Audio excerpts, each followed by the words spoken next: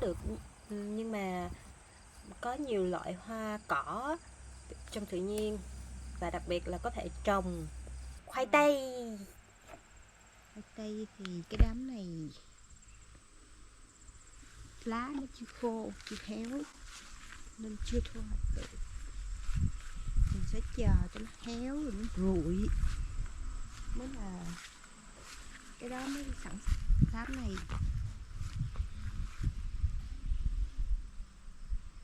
cũng sắp nhưng mà chưa, chỉ có cái đám này thôi. Thì đây là nó rụi hết nè, ráng mình đào thử vài củ bây giờ mình nó thu hoạch.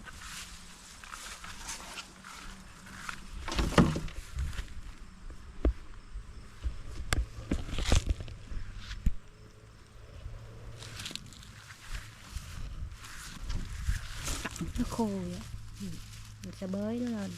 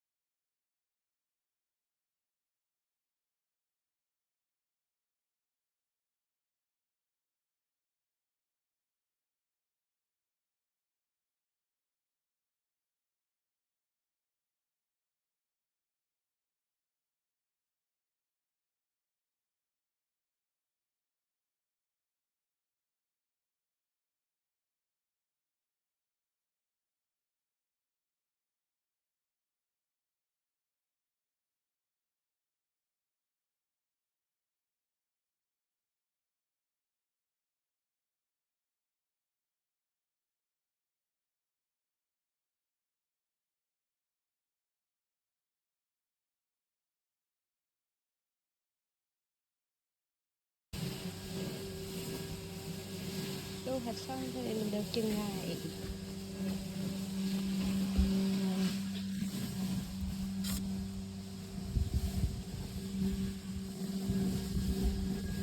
Còn thì thu hoạch xong á thì mình sẽ đem vô nhà cất cho bón tối. Bởi vì mà nếu mình để ở ngoài mặt trời á, thì nó sẽ chuyển thành màu xanh và nó sẽ trở nên độc khi ăn, hoặc là nó sẽ mọc mầm.